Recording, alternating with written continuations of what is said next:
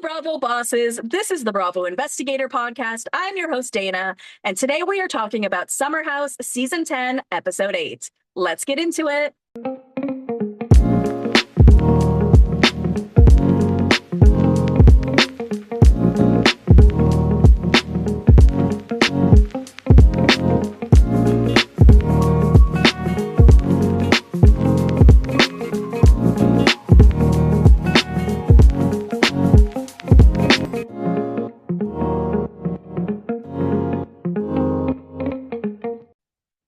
Wednesday, everyone. I hope everyone had a great week. And yes, this episode is on video. You can watch my face today if that's what you want. And you can also watch Judy's beautiful face because she is here sitting doing the pod with me and smiling like a cutie. The reason we're doing video today is because today was an office day, which means I wore makeup, which means, I figured I might as well, be on camera. Why not? And I actually went home at lunch to check on Judy, but also recorded for Up and Adam Live with Adam Newell. So you can check me out on that episode too. But I just basically felt bad for Judy because I had to leave her all day. Then I come home at lunch, record another episode for somebody else, come home at the end of the day, and now record another episode. So she is hanging out in my lap and she will be here as we record today. Hope that's cool with everyone. It's cool with me. It's definitely cool with me. But we're talking Summer House today, and I'm so excited to be chatting about it because this is literally one of the best shows we have on Bravo right now. It's really giving. I'm absolutely obsessed with all of our new characters, all of them, except Levi, only because they're not giving her confessionals, and I'm not really sure why. Isn't she a cast member just like anybody else? I am sort of curious about how the casting worked this year. Even with Dara, she sort of seems like a friend of, and I'm not sure if she ended up being cast later on because of KJ. I really don't know, but I am just really obsessed with this cast. And I feel like I want to do recaps of Summer House midweek because it's appointment television. I feel like we need to talk about it as soon as it happens, right? Now, this episode of Summer House was an episode that Andy Cohen told us was Kyle Cook's worst episode yet. And people took that to mean that it was going to be a really good episode or something. But I think it just meant that we are going to see Kyle at his worst, doing something really bad, which we did. But I also feel like it's something we've seen him do before, so it wasn't that shocking to me when I saw him do it. That being said, we're going to get into it, but I think that also shows how desensitized we've become, or even Amanda or the rest of the cast has become, to the way that Kyle acts. And that's a bad thing, you guys, right? It's a bad thing for us to look at something that Andy says, this is going to be the worst, and for us to be like, yeah, that sucked, but I'm pretty sure he's done worse than that. So again, I think we all know that Kyle and Amanda made the right choice here in getting a divorce. It is just such a weird thing for us to sort of be going back and watching it in sort of like a Scandal way, or in a Paige and Craig sort of way, where we watch and we look for the cracks so we can figure out why it happened. But in this case, we know why it happened, right? It was so clear to us for so many years. But that being said, it's still interesting, I guess, to watch the demise of a relationship, albeit sad, especially when we've known the couple for an entire decade, right? It's like we've known them for almost as long as they've been dating. So therefore, we feel invested in their relationship as much as we feel invested in the demise of it, I guess. So we're having our night out, and it's after the night out, and Kyle is in the house while a bunch of the other people are outside. So outside, I think, is West, Jesse, Amanda, Sierra, KJ.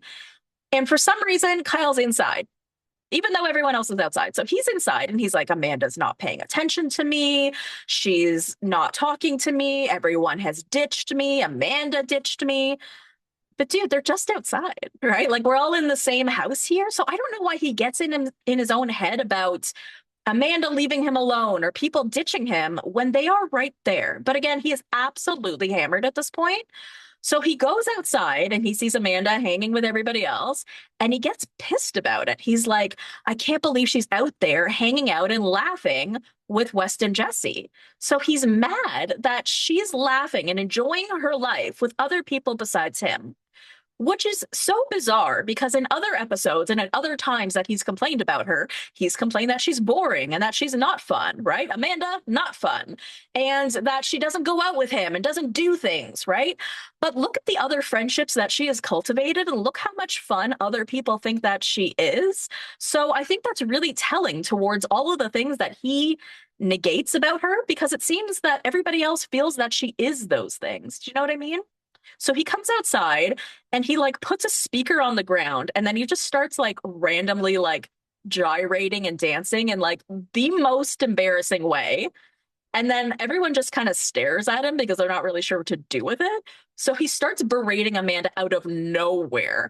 And he's like, "You don't support me." And then he's like, "Fuck you," to his wife, to Amanda, for just sitting there. Okay. She's not supporting him because she's not what? Getting up and dancing while you're DJing around this speaker for no reason? Like, what did you want from her in this moment? What I think truly happened is that he was embarrassed. He stood out there like a fool, started dancing by himself. Everyone just stared at him, and he was embarrassed by this. So he took it out on the person he always takes it out on, Amanda. And he's like, "You don't support me, and fuck you, and you don't love me, and blah, blah, blah." But it's like, this is the person that you love, or you're supposed to love more than anyone on earth. Yet you speak to her in a way as if you hate her. Now, I do think that Amanda also hates Kyle at this point. I think that that would be kind of a fair assessment. Like, of course, they love each other, but I think they're at that point where they hate each other because it really seems like, you know what this reminds me of? I was watching season 10 of Vanderpump Rules for like a minute today, just because Judy has to have TV on while she's alone, right? So she has to have noise. And it was the scene where Tom is sitting down with Ariana and he's like, "I feel like we don't spend a lot of time together. And I feel like my sheer presence annoys you." And she's like, "My sheer presence annoys you. That doesn't sound like something that I would say." But I do believe that Amanda feels that way about Kyle. His sheer presence annoys her. So he's not wrong about that when he is saying those kinds of things about her. But again, we have to think about how we got here. He spent years and years and years leaving her alone to the point where she got used to it. This is something that she's even mentioned in the past, where she's like, "I used to beg you to come home. I used to beg you to spend time with me. I used to do anything I could to try to get you to like be in this relationship. You refused, so I just kind of got used to spending time alone." And I think that that's kind of a normal thing as well. I mean, this is a little morbid, but it's a good example where my grandparents, one set of my grandparents, my grandfather was in hospice for quite a long time before he passed away.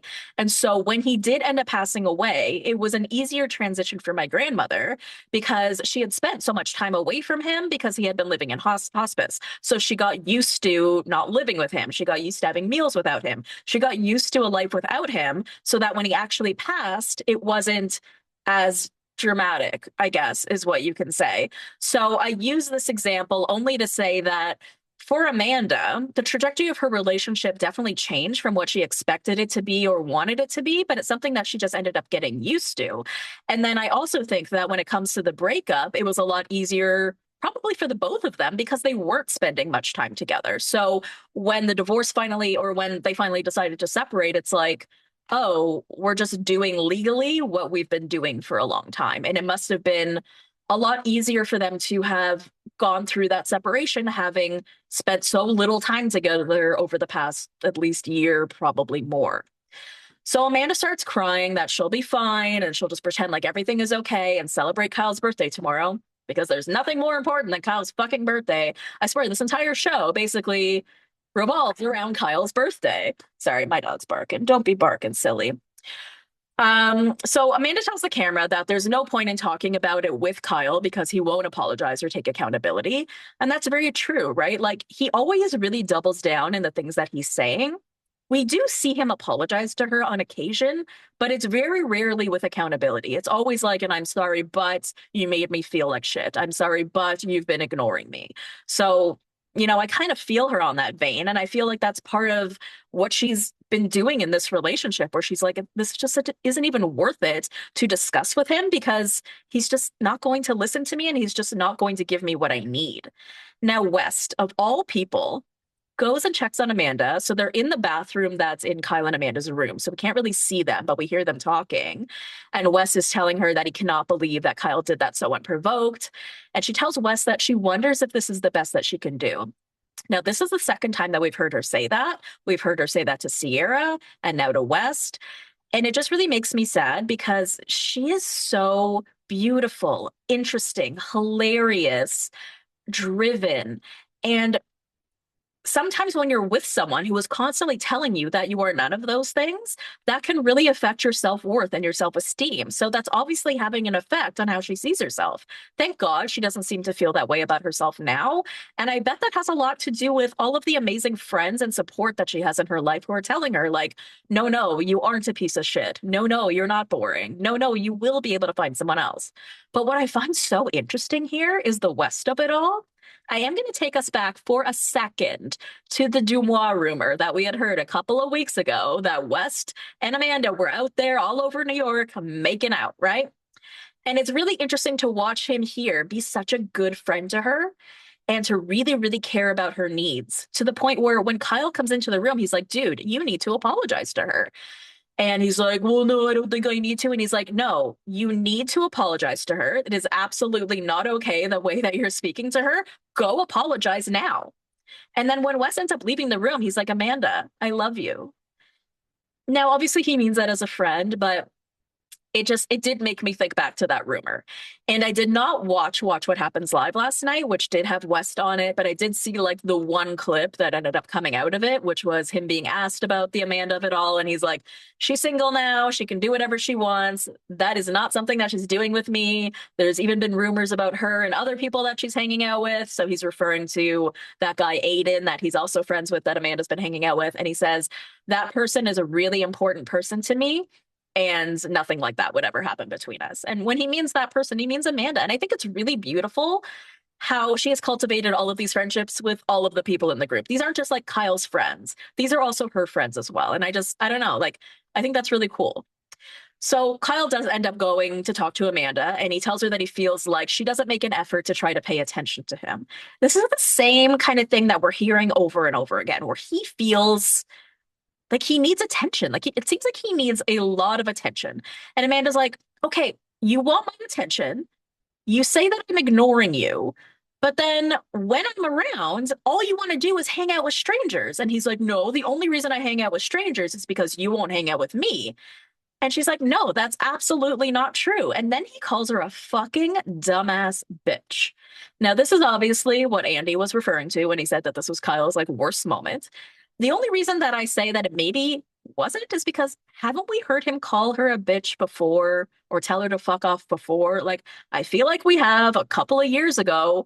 So it's not that crazy. It's crazy in the sense that you do not speak about your wife that way. Like, hello, it is absolutely wild to me that he feels that this is appropriate, especially given, again, this is the person that he allegedly loves. So to call her a fucking dumbass bitch is just it's insulting, it's condescending, it's rude, it's mean, it's all the things that you do not say to your wife, the person that you love. And then he's like, I think you prefer our friends over me. Maybe at this time she does. Maybe at this point she does. But it's again so wild for him to say that when his biggest gripe is that she just likes to be a loner and stay home and not go out and not do anything. But then when she is doing things, he doesn't like that because she's not doing it with him. So it seems like what he wants is a full-time partying wife who stands next to the DJ booth and is just like, yeah, baby, look at you. You're doing amazing, sweetie.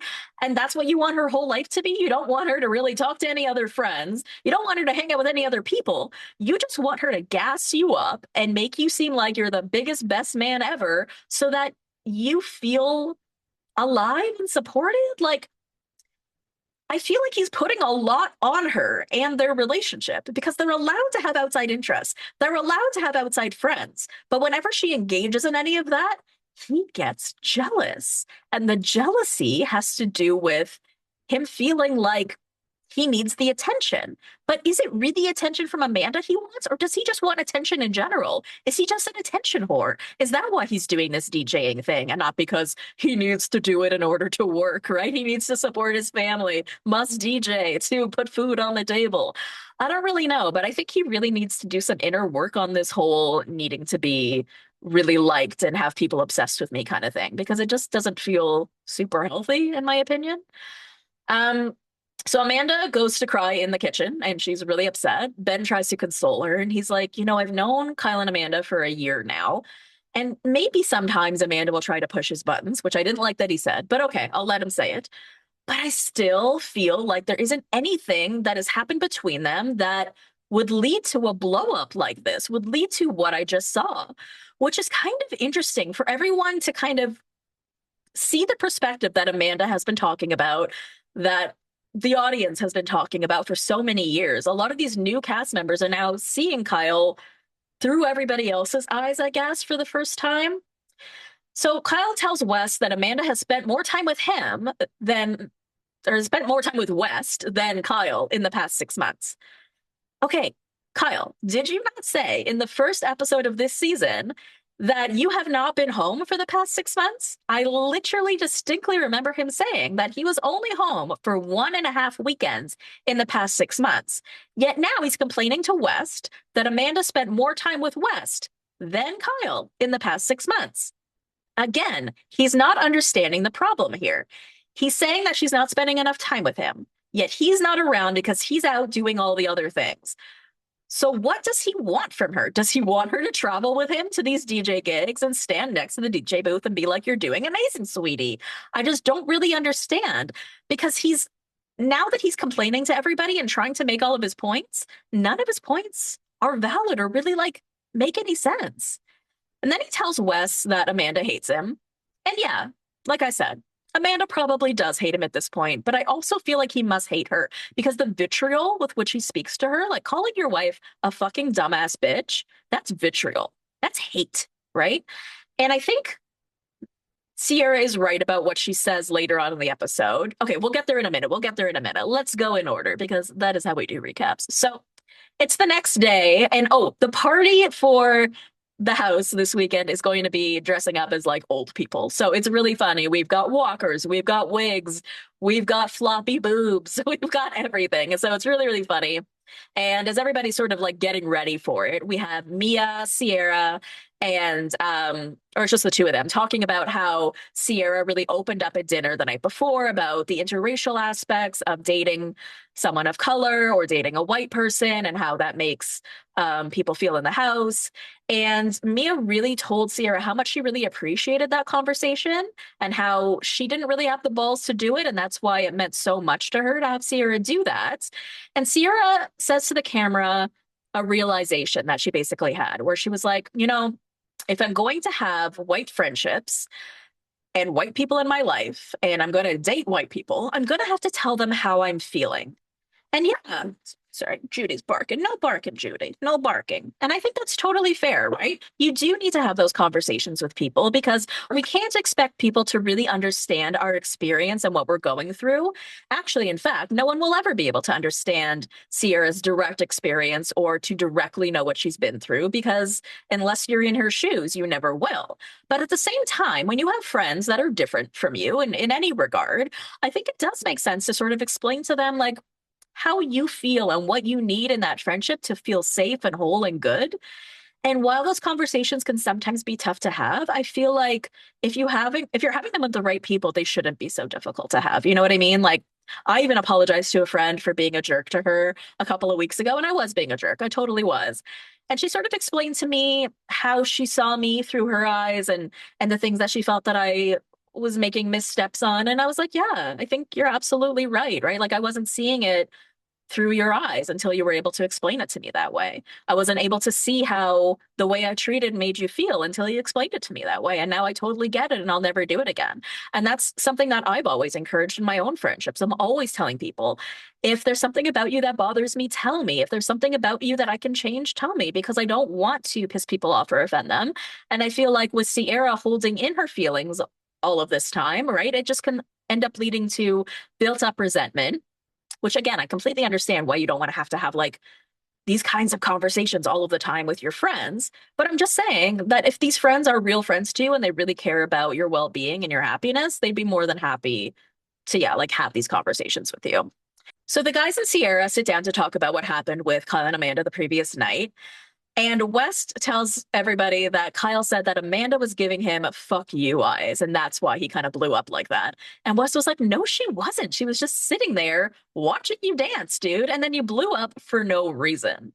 Now, Ben talks about how he appreciates that Kyle is going through so much with like the lover boy stuff, and that could be part of why he's stressed. But Sierra's like, okay, but that's like always been an issue, and then like do something about it. And West is also like, have you guys ever really like seen anything between them, like something real? Like we've known them a few years now. And Jesse's like, well, I mean, there's been moments where I've seen them like kiss or hug or dance together. And I'm like, yeah, like I see it, I guess.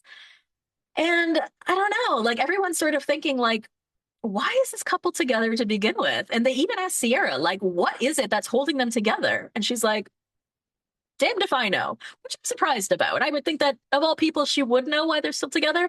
But she's like, at the end of the day, these two need to separate. Not necessarily legally, but they have to separate because they're constantly on top of each other and they're just building up more and more animosity towards each other. So this is kind of what I was talking about earlier, where just sometimes that separation can kind of make sense, and how Sierra is really like seeing this through the eyes of everybody else. And it's just like, okay, like maybe they don't seem to realize it to themselves how toxic they've gotten and how much they truly hate each other. But if it's gotten to this point where they're like hating each other and the vitriol is so much, yeah, you do have to separate. Either if it's to see if you can come back together and like calm down from all of this and try to deal with the real issues, or just because this isn't healthy. It's just not healthy to kind of be on top of each other in one vein because you're working together, you're living together, you are on this show together, but you're not really dealing with the real problems because you guys just keep kind of like attacking each other in a way. So Kyle tells the camera that he feels so isolated in what he's going through and how he's really struggling to articulate himself properly.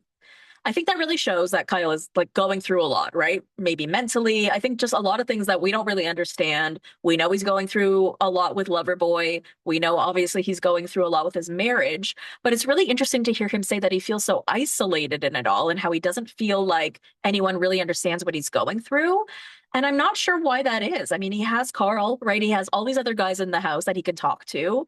I think he's actually isolating himself, right? Like it's kind of like I said earlier at the beginning of the episode. He was inside the house when everybody else was outside. And he's like, why is no one paying attention to me? Why am I alone here? And it's like, dude, just because they're outside and you're inside, right? So it's just confusing to me why he feels isolated. And I really feel like it's a self-fulfilling prophecy that he's truly doing here. But in terms of not being able to articulate himself properly, I agree, because I feel like we are all struggling to figure out what Kyle is saying and what his problems are. So I don't really know why he's going through this where he's struggling to really say what it is. I hope he gets to a point soon where we really know what the real issue is here. So we're having the old person costume party and everybody is dressed hilarious. But KJ, he's actually really stressed out in advance of the party because he's talking to Lindsay Hubbard, our dear Mother Hubbard, prior to the party. And she's like, oh, are you really into Dara? And he's like, yeah, we're hanging out a lot. We're so into each other. And she's like, oh, because I heard that she hung out in Ben's room like the last time that she was here and she was in there for an hour and that she went in with one set of clothes on and came out wearing a different set. So Andrew's pretty upset about this because, you know, he's in his feels, right? He's a lover boy. He loves to be in a relationship and he's really into Dara. What we also know about KJ is that he really struggles with anxiety. So this was really, really killing him, right? He was getting in his feels. He was getting all emotional about it. He was getting all anxious about it because he wasn't sure what was going on. I can so picture where he was, where you start to spiral and you're like, oh my God, are they into somebody else? Are they not into me? Are they only coming here tonight to see that other person and not me, right? You start to catastrophize and think of like all of the other things that could be happening. So when Darren does show up, he confronts her about it, really kindly, obviously. And he's like, hey, this is what I was told. And Dara's like, no, that's not true at all. I was actually only in Ben's room for like a minute to change my clothes. I was changing out of the costume and that was it. And then she's like, okay, well, I'm going to have to talk to Bailey about this because I don't know why she would say that about me. And it was very clear from the way that Dara said it that it's going to be drama. Like she's going to bring it up as like girl drama. You know what I mean? She's like, oh, I cannot wait to speak with her next weekend. So my understanding is that Dara and Bailey do not follow each other on Instagram. And when some of the cast did like this hot wings press thing, one of the questions that they were asked was, who do you think is really here for fame? And I think Lindsay said Dara and Bailey agreed with her. So, I mean, I don't really see that right now. I think she's a super fun, cute, nice girl, but we haven't gotten to know much about her yet. So who really knows? But I really, really like her and KJ together. They seem really, really cute. Okay, so we're back at the party, and West and Jesse are still talking about Kyle and Amanda. West is talking about how he's never seen anything that Amanda has done to warrant the treatment that Kyle gave her that night. He just absolutely does not understand why Kyle went to a 10. Absolutely not. And he also mentioned something kind of interesting. He's like, also, the fact that Kyle bought Amanda that really expensive Cartier watch, like, remember the watch he got her for her birthday that made her so happy? He's like, in my view, you only get really nice gifts like that for someone if you treat them really badly and you're treating them like shit and it's your way of like trying to make up for it. So, in his view, he feels like this relationship is like completely done and complete garbage. But he also decides that it's his responsibility now to address this issue with Kyle. Now, Jesse says it's a really, delicate dance, a dangerous game to try to talk to your friends about the relationship, which is so true, especially when you're talking about a married couple, right? This isn't like a couple of 20-year-olds and, you're all best buds and you feel like you can talk about your relationship with them. This is a married couple. It can cross boundaries. It can go too far if you don't address it correctly. While it is kind of the premise of this show to talk about your feelings and to talk about things that are going on that are outside of other people's business, I still feel like this is going to be something West has to try to bring up extremely, extremely carefully. But I kind of hope that he doesn't. I kind of hope that it does lead to a blow up because, like, hey, that's what we love on reality TV, right? We love to see people go at each other. So we'll see.